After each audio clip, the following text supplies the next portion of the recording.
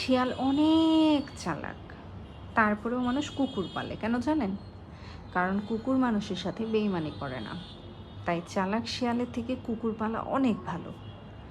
আমি তো মনে করি আমি কুকুরই পালবো, কারণ আমার জীবনে চালাক শিয়ালের কোনো দরকার নেই। এখন আপনাদের ভালো, আপনারা বুঝেন। যাই হোক, আজকে কদবেল মাখাবো। তো গত বছর আসলে কদবেল মাখা খেতে পারি নাই, আল্লাহ রিজিকে রাখে নাই। পেটে অনেক সমস্যা ছিল, গ্যাস্ট্রিক। তো ঝাল মশলা অনেক কিছুই আমার খাওয়া নিষিদ্ধ ছিল। তো ভাবলাম যে এই বছর আলহামদুলিল্লাহ পেটের অবস্থা ভালো, আগের চেয়ে অনেক সুস্থ আছি আলহামদুলিল্লাহ। তো এবার বানিয়ে খেয়ে ফেলি। কে বলতে পারে আগামী বছর আবার যদি রিজিকে না থাকে। তো যেমন ভাবা তেমন কাজ, তেমন বেশি কিছু নেই নেই। আগে ভার্সিটির সামনে আমাদের মামারা কদবেল মাখা বানাইতো, এরকম করে কাঁচা কলা দিয়ে আরও অনেক কিছুই দিত।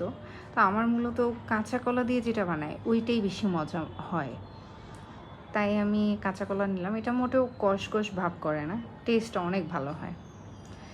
তো নিলাম হচ্ছে কাঁচামরিচ, বোম্বাই মরিচ, শুকনা মরিচ, তেঁতুল। আসলে আমি অনেক ঝাল খাই, আমার অনেক পছন্দ ঝাল খাওয়া। আমার মতো ঝাল আমার ফ্যামিলিতে কেউ খেতে পারে না। এইটা অবশ্য ঝাল ঝাল না হলে তেমন আমার মনে হয় যে মজা লাগেও না।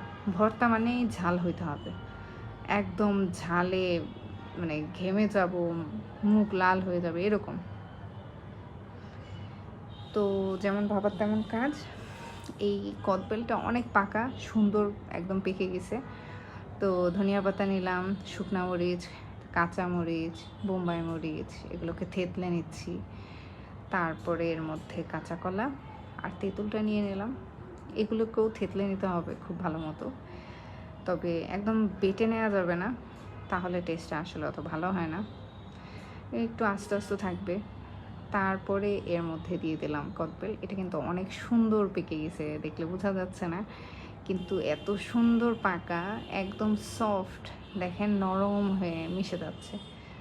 এরপরে দিলাম একটু মরিচ, একটু লবণ, স্বাদ মতো লবণ আর মরিচি দিয়ে দিলাম। যদিও আমি আগেই অনেক মরিচ দিয়ে নিয়েছি, তো আর অত বেশি লাগবে না, আপনাদের টেস্ট অনুযায়ী দিবেন।